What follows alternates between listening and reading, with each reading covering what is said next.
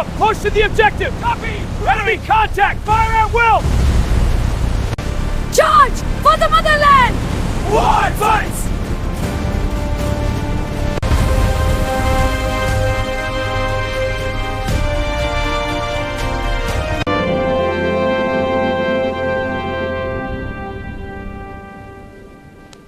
అందరికీ నమస్కారం. ఈరోజు మనం ప్రపంచంలోనే అతిపెద్ద అత్యంత ముఖ్యమైన సైనిక దళాలలో ఒకటైన భారత సైన్యం గురించి లోతుగా తెలుసుకోబోతున్నాం. దాని శక్తి, చరిత్ర, భవిష్యత్తు ఎలా ఉండబోతోందో చూద్దాం. సరే, ముందుగా ఈ నంబర్తో మొదలు పెడదాం. 12,48,000. ఇది యాక్టివ్గా ఉన్న మన సైనికుల సంఖ్య. ఇది ప్రపంచంలోనే అతిపెద్ద స్టాండింగ్ ఆర్మీగా నిలుస్తుంది. ఒక్క మాటలో చెప్పాలంటే కొన్ని దేశాల మొత్తం జనాభా కంటే మన దగ్గరున్న సైనికులే ఎక్కువ. ఇంత పెద్ద సైన్యాన్ని ముందుకు నడిపిస్తున్న ఆ అసలైన శక్తి ఏంటి? వాళ్ల అంతిమ లక్ష్యమేమిటి? దాని గుండెకాయలాంటిది ఈ నినాదం, సేవాపరమో ధర్మః. అంటే స్వయం కన్నా ముందు సేవ. వాళ్ళు చేసే ప్రతి పనికి ఇదే మార్గదర్శకం. చూడండి, ఆ సేవ అనేది కేవలం ఒక పదం మాత్రమే కాదు. దేశ భద్రత, ఐక్యతను కాపాడటం దగ్గర్నుంచి బయటి శత్రువుల నుండి దేశాన్ని రక్షించడం, దేశం లోపల శాంతిని కాపాడటం, ఇంకా చెప్పాలంటే వరదలలాంటి విపత్తులు వచ్చినప్పుడు ప్రజలకు సహాయం చేయడం వరకు అన్నీ ఈ సేవ కిందకే వస్తాయి. అయితే ఇప్పుడు మనం చూస్తున్న ఈ ఆధునిక సైన్యం ఒక్క రోజులో తయారవలేదు. దాని వెనుక 100 సంవత్సరాలకు పైగా చరిత్ర ఉంది. ఒక సామ్రాజ్యం నుండి గణతంత్ర దేశంగా మారే క్రమంలో మన సైన్యం కూడా ఎంతో మారింది. ఈ ప్రయాణం 1895లో బ్రిటిష్ ఇండియన్ ఆర్మీగా మొదలైంది. 2 ప్రపంచ యుద్ధాల్లో కీలక పాత్ర పోషించి 1947లో మనకు స్వాతంత్ర్యం వచ్చాక స్వతంత్ర భారత సైన్యంగా మారింది. ఆ తర్వాత 1950లో మన దేశం గణతంత్ర రాజ్యంగా మారినప్పుడు అధికారికంగా రిపబ్లిక్ ఆఫ్ ఇండియా ఆర్మీగా అవతరించింది. ఇది కేవలం సైన్యం ప్రయాణమే కాదు, ఒక దేశం ఆత్మగౌరవంతో తలెత్తుకున్న ప్రయాణం కూడా. ఆ ప్రయాణంలో మన సైన్యం ఎన్నో సవాళ్లను ఎదుర్కొంది. ముఖ్యంగా మన సరిహద్దుల్లో జరిగిన యుద్ధాలు, సంఘర్షణలే సైన్యం యొక్క ఆధునిక రూపాన్ని, వ్యూహాలను తీర్చిదిద్దాయి. ఉదాహరణకి 1962లో చైనాతో హిమాలయాల్లో జరిగిన యుద్ధం. అదొక పెద్ద గుణపాఠం. ఆ ఓటమి తర్వాతే మన సైన్యం చాలా మారింది. పర్వతాల్లో ఎలా యుద్ధం చెయ్యాలి, ఎలాంటి ఆయుధాలు వాడాలి, శిక్షణ ఎలా ఉండాలి అనే విషయాల్లో ఎన్నో సంస్కరణలు తీసుకొచ్చింది. అప్పుడు నేర్చుకున్న పాఠాలే ఇప్పటికీ సైన్యానికి దారి చూపుతున్నాయి. ఇక 1971 యుద్ధం, అదో చారిత్రాత్మక విజయం. ఆలోచించండి, కేవలం 13 రోజుల్లో పాకిస్తాన్పై గెలిచి బంగ్లాదేశ్ అనే కొత్త దేశం ఏర్పడటానికి కారణమైంది. మన సైన్యం ఎంత వేగంగా, ఎంత పక్కా ప్రణాళికతో పనిచేస్తుందో చెప్పడానికి ఇదొక గొప్ప ఉదాహరణ. ఆ తర్వాత 1999లో కార్గిల్, బహుశా ప్రపంచంలోనే అత్యంత కఠినమైన యుద్ధక్షేత్రమది.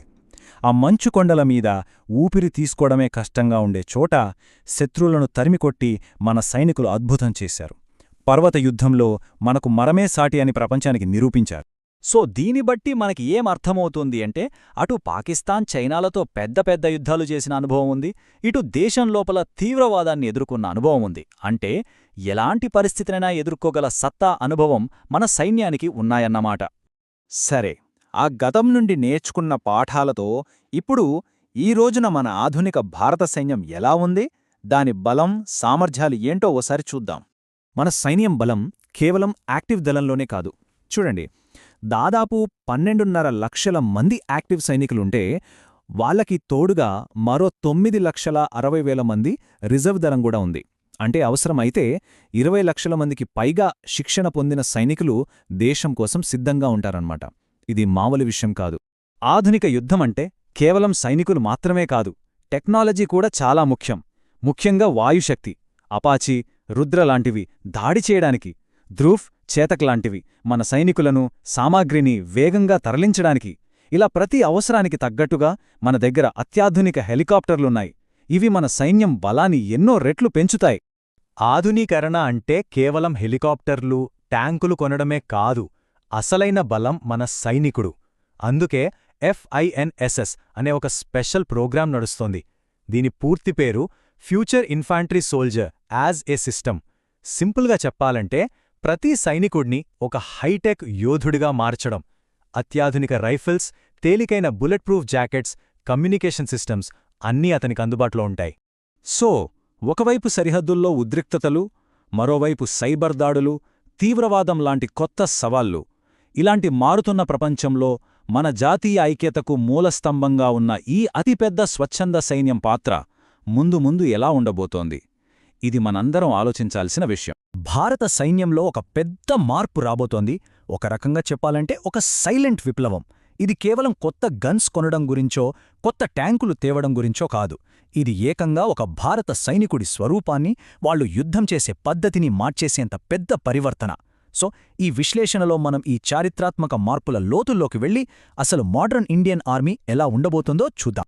ఈ మార్పు ఎంత పెద్దదో అర్థం చేసుకోవాలంటే ముందుగా మనం ఒక నంబర్ గురించి మాట్లాడుకోవాలి. అదే నంబర్ 4.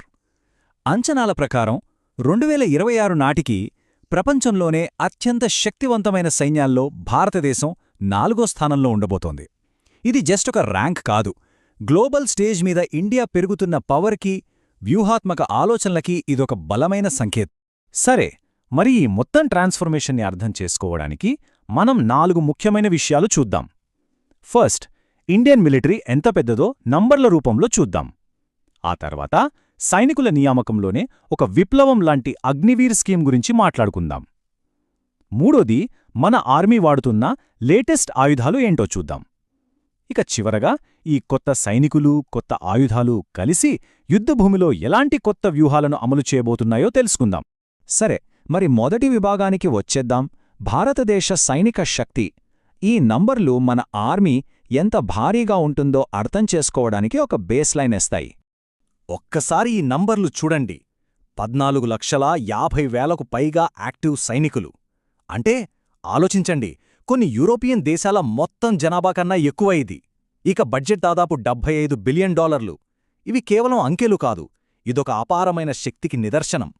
ఈ సంఖ్యాబలమే భారత సైన్యం యొక్క ఆధునిక పరివర్తనకు పునాది అన్నమాట. కాని నంబర్లు కథలో ఒక భాగం మాత్రమే. అసలు కథ ఇప్పుడు మొదలవుతుంది. ఆ సైనికులు ఎవరు? ఇక్కడే మనం చాలా కాంట్రవర్సీకి దారితీసిన ఒక మార్పు గురించి మాట్లాడుకోబోతున్నాం. అదే అగ్నివీర్ విప్లవం. ఇది కేవలం ఒక కొత్త రిక్రూట్మెంట్ ప్రాసెస్ కాదు, అసలు ఒక ఇండియన్ సోల్జర్ ఎలా ఉండాలి అనేదాన్ని డెఫినిషన్నే మార్చే ప్రయత్నం. అసలు ఈ అగ్నిపథ్ పథకం ఏంటి? సింపుల్గా చెప్పాలంటే ఇది 2022లో తెచ్చిన ఒక కొత్త రిక్రూట్మెంట్ పద్ధతి అనమాట. దీని కింద ఆఫీసర్ ర్యాంక్ అన్న తక్కువ స్థాయి సైనికుల్ని కేవలం 4 సంవత్సరాల సర్వీస్కి మాత్రమే తీసుకుంటారు. దీన్నే టూర్ ఆఫ్ డ్యూటీ మోడల్ అని కూడా అంటారు. ఒక యువకుడు అగ్నివీరుడుగా జాయిన్ అయ్యాడనుకుందాం. వాళ్ళ జర్నీ ఎలా ఉంటుంది? వాళ్ళ సర్వీస్ కేవలం 4 సంవత్సరాలు. ఆ తర్వాత ఇంతకుముందులా లైఫ్ లాంగ్ పెన్షన్ ఉండదు. దాని బదులు సేవానిధి పేరుతో ఒకేసారి పెద్ద మొత్తమిస్తారు. అయితే వాళ్లలో బెస్ట్ పర్ఫార్మెన్స్ ఇచ్చిన 25% మందికి ఆర్మీలో పర్మనెంట్ జాబ్ వచ్చే ఛాన్స్ ఉంటుంది. మిగిలిన వాళ్లకి పోలీస్ ఫోర్సెస్లో రిజర్వేషన్లుంటాయి. పేపర్ మీద చూస్తే అంతా బానే ఉంది కదా, ఆర్మీకి యంగ్ బ్లడ్ వస్తుంది, ఖర్చు తగ్గుతుంది. మరి ఎందుకు దీనిమీద దేశవ్యాప్తంగా ఇంత పెద్ద చర్చ, నిరసనలు జరిగాయి? దీని వెనుక ఉన్న వాదనలేంటి? ముందుగా విమర్శించేవాళ్ల వాదనేంటో చూద్దాం. కాంగ్రెస్ ఎంపీ రాహుల్ గాంధీ మాటల్లో చెప్పాలంటే ఇది ఒకే ర్యాంక్ ఒకే పెన్షన్ నుంచి ర్యాంకు లేదు పెన్షన్ లేదనే పరిస్థితికి తీసుకువచ్చింది. అంటే ఒక సైనికుడికి దశాబ్దాలుగా వస్తున్న job security, life long pension లాంటివి ఈ స్కీమ్ తీసేస్తోందని వాళ్ల ప్రధాన ఆందోళన. డబ్బు పెన్షన్ సంగతి పక్కన పెడితే ఇంకో పెద్ద ప్రశ్న కూడా ఉంది. అదే army quality. Communist party of India Marxist వాదన ప్రకారం కేవలం 4 ఏళ్ల సర్వీస్లో ఒక సైనికుడికి కావలసిన ఎక్స్పీరియన్స్, స్కిల్స్, కమిట్మెంట్ వస్తాయా? ఇలా కాంట్రాక్ట్ సైనికుల్ని పెట్టుకుంటే ఆర్మీ ప్రొఫెషనలిజం దెబ్బతింటుందని వాళ్లు ఆందోళన వ్యక్తం చేశారు. మరి దీనిపై ప్రభుత్వం ఏమంటోంది? వాళ్ల వర్షన్ ఏంటి? లెఫ్టినెంట్ జనరల్ అనిల్ పురి ప్రకారం ఇది దేశాన్ని యంగ్గా, డైనమిక్గా మార్చడానికి తీసుకున్న ఒక ప్రోగ్రెసివ్ స్టెప్. ఆర్మీ ఏజ్ ప్రొఫైల్ని తగ్గించి టెక్నాలజీ తెలిసిన యువతను తీసుకురావడమే లక్ష్యం. అంతేకాదు, పెన్షన్ల కోసం పెట్టే వేల కోట్ల రూపాయల ఆదా చేసి ఆ డబ్బుతో ఆర్మీని మోడర్నైజ్ చేయొచ్చని ప్రభుత్వం వాదిస్తోంది. చివరగా ప్రధానమంత్రి నరేంద్ర మోదీ ఈ మొత్తం చర్చకొక లాంగ్ టర్మ్ పర్స్పెక్టివ్ ఇచ్చారు. ఆయనేమన్నారంటే కొన్ని నిర్ణయాలు ఇప్పుడు చూస్తే కష్టంగా, అన్యాయంగా అనిపించవచ్చు, కానీ లాంగ్ రన్లో అవే దేశ నిర్మాణానికి, ఆర్మీ భవిష్యత్తుకు చాలా అవసరమవుతాయని ఆయన అభిప్రాయపడ్డారు. సరే, సైనికుల గురించి మాట్లాడాం. ఇప్పుడు వాళ్ళు వాడే ఆయుధాల సంగతి చూద్దాం. ఎందుకంటే సైనికులు ఎంత ముఖ్యమో వాళ్ల చేతిలో ఉన్న టెక్నాలజీ కూడా అంతే ముఖ్యం. మన 3వ విభాగంలో ఇండియన్ ఆర్సెనల్లోకి వస్తున్న కొత్త టెక్నాలజీ ఏంటో చూద్దాం. ఇక్కడ చాలా ఇంట్రెస్టింగ్ విషయం ఏంటంటే, భారతదేశం దగ్గరున్న ఈ 2 మెయిన్ బ్యాటిల్ ట్యాంకులు 2 వేర్వేరు ఫిలాసఫీలను చూపిస్తాయి. ఒకవైపు పూర్తిగా మన దేశంలో తయారైన అర్జున్ MK-1A. ఇది చాలా బరువైనది, సిబ్బంది సేఫ్టీకి ఎక్కువ ప్రాధాన్యత ఇస్తుంది. దీని 120 mm రైఫిల్డ్ గన్ చాలా దూరం వరకు పిన్ పాయింట్ యాక్యురసీతో కొట్టగలదు. మరోవైపు రష్యా నుంచి తీసుకున్న T-90 భీష్మ. ఇది కొంచెం తేలికైనది, వేగంగా కదలగలదు. దీని 125 mm స్మూత్ బోర్ గన్ రకరకాల మందుగుండును వాడగలదు. అంటే దేశీయంగా అభివృద్ధి చేసుకోవడం, అదే సమయంలో నమ్మకమైన విదేశీ టెక్నాలజీని వాడుకోవడం అనే డ్యూయల్ స్ట్రాటజీ ఇక్కడ కనిపిస్తుంది. ఇక ట్యాంకుల నుంచి ఆర్టిలరీ వైపోస్తే ఏటాక్స్ అంటే advanced towed artillery gun system. ఇది నిజంగా ఒక గేమ్ చేంజర్, ఎందుకంటే ఇది పూర్తిగా మన దేశంలో DRDO వాళ్ళు తయారు చేసింది. దీని all electric drive, automated systems, వీటి వల్ల ఇది ప్రపంచంలోని బెస్ట్ గన్స్లో ఒకటిగా నిలిచింది. డిఫెన్స్ సెక్టార్లో ఆత్మనిర్భర్ భారత్కి ఇదొక పర్ఫెక్ట్ ఉదాహరణ. సరే, ఇదంతా భూమి మీద జరిగే యుద్ధం. కాని అసలు గేమ్ ఇప్పుడు గాల్లో మారుతోంది. మానవరహిత డ్రోన్ టెక్నాలజీ మొత్తం యుద్ధ స్వరూపాన్నే ఎలా మార్చేస్తోందో చూద్దామా? ఈ లాయిటరింగ్ మ్యూనిషన్ అనే పదం వినడానికి కొంచెం టెక్నికల్గా ఉన్న కాన్సెప్ట్ చాలా సింపుల్. దీన్ని మనం ఒక తెలివైన ఆత్మాహూతి డ్రోన్ అని పిలవచ్చు. అంటే ఇది గంటల తరబడి శత్రువుల ఏరియాలో చక్కర్లు కొడుతూ ఉంటుంది. ఎప్పుడైతే టార్గెట్ని గుర్తిస్తుందో నేరుగా దానిమీదికి దూసుకెళ్లి తనను తాను పేల్చుకుంటుంది. అందుకే దీన్ని కామికాజీ డ్రోన్ అని కూడా అంటారు. భారతదేశం ఈ టెక్నాలజీని ఎలా వాడుకుంటోంది? మొదట్లో ఇజ్రాయెల్ నుంచి హ్యారోప్ లాంటివి కొన్నాం, కాని ఇప్పుడు మనమే స్వంతంగా నాగాస్త్ర-1 లాంటివి తయారు చేస్తున్నాం. ఇక్కడ అసలు స్ట్రాటజీ ఏంటంటే, శత్రువును గుర్తించడం దగ్గర్నుంచి వాళ్లను అంతం చేయడం వరకు మధ్యలో ఎలాంటి గ్యాప్ లేకుండా ఒక సీమ్లెస్ ప్రాసెస్ క్రియేట్ చేయడం. దీన్నే మిలిటరీ లాంగ్వేజ్లో కిల్ చైన్ అంటారు. తక్కువ ఖర్చుతో కూడిన డ్రోన్లు, AI సర్వైలెన్స్, ఇవే ఈ కొత్త యుద్ధ విధానానికి కీలకం. ఓకే, మన దగ్గర కొత్త రకం సైనికులున్నారు, సరికొత్త ఆయుధాలున్నాయి. కాని వీటిని యుద్ధంలో ఎలా వాడతారో అదే మన చివరి 4వ విభాగం, భారతదేశం యొక్క సరికొత్త యుద్ధవ్యూహం. ఈ కొత్త వ్యూహానికి గుండెకాయలాంటిది ఇంటిగ్రేటెడ్ బాటిల్ గ్రూప్, లేదా షార్ట్గా IBG. ఇదేంటంటే ఒక కొత్త రకం సైనిక బృందం అన్నమాట. ఇది బ్రిగేడ్ కన్నా పెద్దది, డివిజన్ కన్నా చిన్నది, కాని చాలా వేగంగా, ఫ్లెక్సిబుల్గా కదలగలదు. దీని మెయిన్ పర్పస్ ఏంటంటే వీలైనంత తక్కువ సమయంలో శత్రుపై మెరుపు దాడి చేయడం. ఇక్కడ ఇంటిగ్రేటెడ్ అనే పదం చాలా చాలా ముఖ్యం. ఇంతకుముందు ఎలా ఉండేదంటే, ఫైటింగ్ చేసే సైనికులు, ట్యాంకులు, ఫిరంగులు ఇవన్నీ వేర్వేరు కమాండ్స్ కింద ఉండేవి. కానీ ఒక IBGలో ఫైటింగ్ యూనిట్స్తో పాటు ఇంజనీర్లు, సిగ్నల్స్, ఎయిర్ డిఫెన్స్ అన్నీ ఒకే మేజర్ జనరల్ కమాండ్ కిందకొస్తాయి. దీనివల్ల కోఆర్డినేషన్ పెరిగి నిర్ణయాలు చాలా ఫాస్ట్గా తీసుకోవచ్చు. ఎంత ఫాస్ట్ అంటే కేవలం 48 గంటల్లో యుద్ధానికి రెడీ అయిపోగలరు. ఈ కొత్త ప్లాన్ని ఎక్కడ అమలు చేస్తున్నారు? ముఖ్యంగా చైనా సరిహద్దులో. అక్కడున్న 17 మౌంటైన్ స్ట్రైక్ కార్ప్స్ని మొదటగా ఈ IBGలుగా మారుస్తున్నారు. అలాగే లైన్ ఆఫ్ యాక్చువల్ కంట్రోల్ అంటే LAC కోసం ఒక కొత్త కార్ప్స్ని కూడా రెడీ చేస్తున్నారు. దీని వెనుకున్న అసలు లక్ష్యమేంటి? డిఫెన్స్ నుంచి అఫెన్స్కి మారడం. అంటే కేవలం మనని మనం కాపాడుకోవడమే కాదు, అవసరమైతే వేగంగా, బలంగా ఎదురుదాడి చేయగల సైన్యాన్ని నిర్మించడం. సో ఒక కొత్త సైనికుడు, కొత్త ఆయుధాలు, ఒక కొత్త యుద్ధ వ్యూహం ఇవన్నీ కలిసి భారత సైన్యం రూపురేఖలనే మార్చేస్తున్నాయి. కానీ అసలు ప్రశ్నేంటంటే, ప్రపంచంలోనే అత్యంత సున్నితమైన ఈ ప్రాంతంలో ఈ భారీ మార్పులు యుద్ధం యొక్క భవిష్యత్తునే తిరగరాయగలవా? దీనికి సమాధానం రాబోయే కాలమే చెప్పాలి. భారత సైన్యం ఈ పేరు వినగానే మనమందరికీ గర్వంగా ఉంటుంది కదూ. పరాక్రమం, ధైర్యం, క్రమశిక్షణ అన్నీ గుర్తొస్తాయి. కాని ఇంత పెద్ద, శక్తివంతమైన సైన్యం వెనుక ఉన్న నిర్మాణం ఎలా ఉంటుంది? అసలు వాళ్ల కమాండ్ స్ట్రక్చర్ ఏంటి? పదండి, ఈరోజు దాని గురించే లోతుగా తెలుసుకుందాం. ప్రతి విజయానికి ఓ కథ ఉంటుంది. ఇది నిజమే. మరి మన సైన్యం సాధించే ప్రతి విజయం వెనుక ఉన్న కథ ఏంటి? ఆ కథను నడిపించేది ఎవరు? ఊరికే జరగదు కదా. దాని వెనుక ఓ పక్కా వ్యవస్థ, ఎందరో వ్యక్తులు, వాళ్ల పాత్రలు అన్నీ ఉంటాయి. అయితే అసలు ముందుండి పోరాడేది ఎవరు?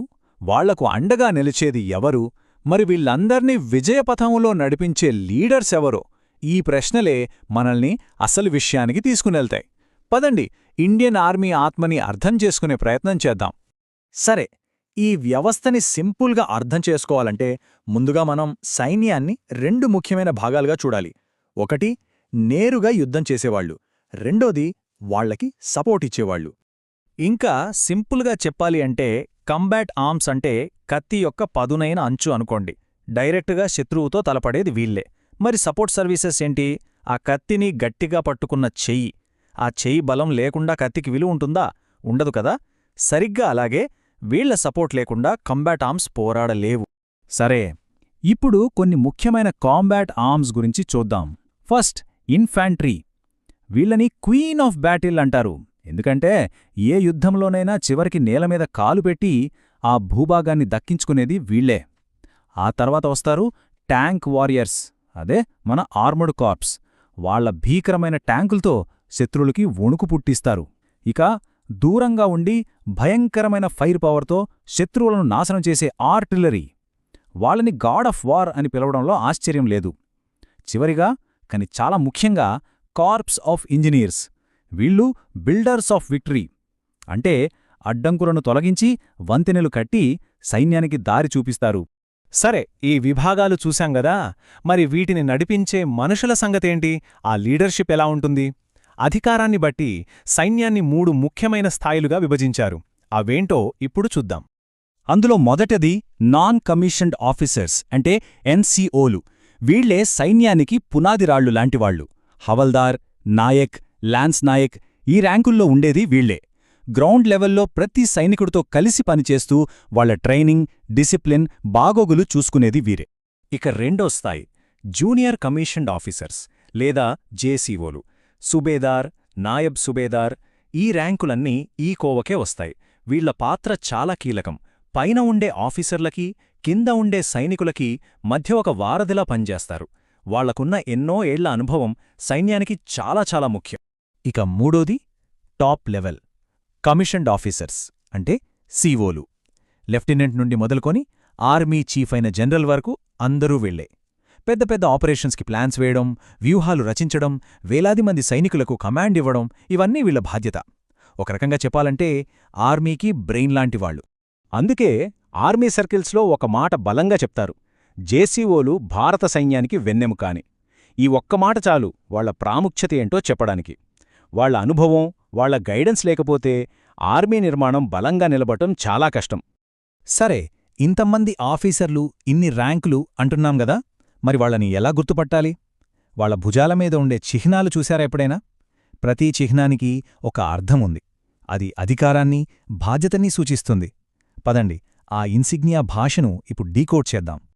మొదటగా ఎన్సీఓల ర్యాంకులు చూద్దాం. ఈ ప్రయాణం సిపాయితో మొదలవుతుంది. వాళ్ల భుజం మీద ఏ చిహ్నమో ఉండదు, ప్లేన్గా ఉంటుంది. తర్వాత మొదటి ప్రమోషన్లో భాగంగా ఒక వి ఆకారంలో ఉండే చెవ్రాన్ వస్తుంది. అప్పుడు వాళ్ళు ల్యాన్స్ నాయక్. 2 చెవ్రాన్స్ వస్తే నాయక్. ఇక 3 చెవ్రాన్స్ ఉంటే వాళ్ళు సీనియర్ హవల్దార్ అన్నమాట. చూశారా ప్రతి గీతతో బాధ్యత ఎలా పెరుగుతుందో? ఎన్సీఓల తర్వాత వచ్చేది జేసీఓలు. వీళ్ల ఇన్సిగ్నియా కొంచెం భిన్నంగా ఉంటుంది. వాళ్ల భుజం మీద ఒక బంగారు నక్షత్రం, దాని కింద ఒక స్ట్రైప్ ఉంటే వాళ్ళు నాయబ్ సుబేదార్. అదే 2 బంగారు నక్షత్రాలు ఉంటే వాళ్ళు సుబేదార్. ఇక జేసీఓలలో అందరికంటే సీనియర్ సుబేదార్ మేజర్. ఆయన ఇన్సిగ్నియాలో మన జాతీయ చిహ్నం ఉంటుంది. ఈ స్టార్స్, ఈ చిహ్నాలు కేవలం అలంకారం కాదు, వాళ్ల అనుభవానికి, గౌరవానికి గుర్తులు. ఇక ఫైనల్గా కమిషన్డ్ ఆఫీసర్స్. ఇక్కడ ఇన్సిగ్నియా చాలా మారుతుంది.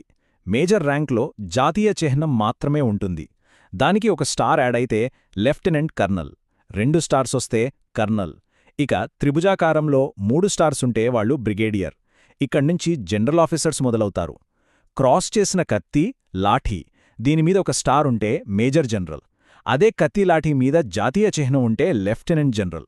ఇక వీటన్నిటి కలయిక అంటే జాతీయ చిహ్నం, ఒక స్టార్, కత్తి, లాఠీ ఇవన్నీ ఉంటే ఆయనే జనరల్. ఆర్మీలో అత్యున్నత క్రియాశీల ర్యాంక్. భుజం మీద చిహ్నం ఎంత పెద్దదైతే బాధ్యత కూడా అంత పెద్దది. సరే, ఆర్మీ స్ట్రక్చర్ చూశాం కదా.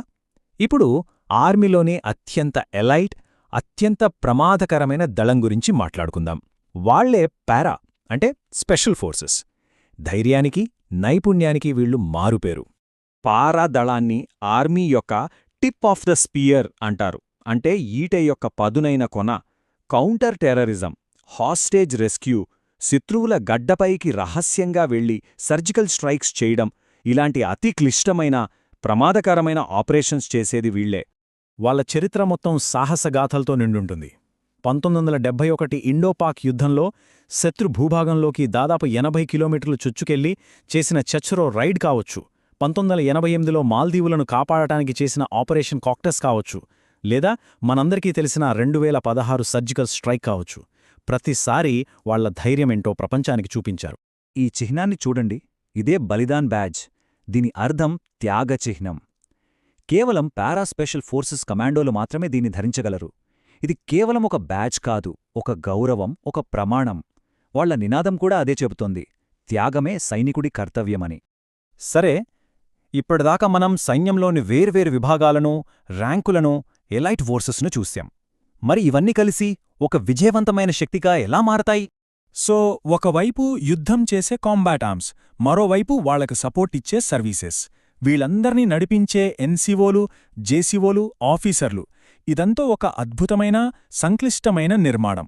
కాని ఇన్ని వేర్వేరు భాగాలని ఒకే తాటిపైకి తెచ్చి ఒకే లక్ష్యం కోసం పనిచేసేలా చేసే అసలైన శక్తి ఏంటి? ఆ ఒక్క అంశం ఏది వీళ్ళందర్నీ ఒక అజేయమైన శక్తిగా మారుస్తుంది? ఆ సమాధానం దొరికితే మనకు భారత సైన్యం యొక్క అస్సలైన బలమేంటో అర్థమవుతుంది. ఆలోచించండి. అందరికీ నమస్కారం. ఈరోజు మనం ఒక ప్రత్యేకమైన ప్రదేశానికి వర్చువల్ ప్రయాణం చేయబోతున్నాం. ఇది కేవలం ఒక కట్టడం కాదు, మన దేశ గౌరవానికి, మన సైనికుల త్యాగాలకు ప్రతీక. పదండి, భారతదేశ జాతీయ యుద్ధ స్మారక చిహ్నం గురించి లోతుగా తెలుసుకుందాం. ఇక్కడ మనం చూస్తున్న ఈ స్మారక చిహ్నం కేవలం రాళ్లతో కట్టింది కాదు, వేల త్యాగాల కథలను మనకు వినిపించే ఒక పవిత్రమైన స్థలం. ఇక్కడ నిరంతరం వెలుగుతూ ఉండే ఆ శాశ్వత జ్వాల మన సైనికుల ధైర్య సాహసాలు ఎప్పటికీ అంతం కావని, అవి అనంతమనే చెబుతుంది. ఆలోచించండి, స్వాతంత్ర్యం వచ్చిన ఇన్ని దశాబ్దాల తర్వాత కూడా దేశం కోసం ప్రాణాలర్పించిన మన అమరవీరులందరినీ ఒకేచోట స్మరించుకోవడానికి ఒక కేంద్రీకృత స్మారక చిహ్నం మనకు లేదు. ఆ చిరకాల కోరికను, ఆ లోటును తీర్చింది ఈ స్మారక చిహ్నం. ఇది మన వీరులకు మనం అర్పించే ఒక గంభీరమైన నివాళి. అసలింతకీ ఈ త్యాగాలను మనం ఎందుకు గుర్తుంచుకోవాలి? స్వేచ్ఛ కోసం మనం ఎంత మూల్యం చెల్లించాం? ఈ ప్రశ్న మనల్ని నేరుగా ఈ స్మారక చిహ్నం ఎందుకు కట్టారనే కారణంలోకి తీసుకెళ్తుంది.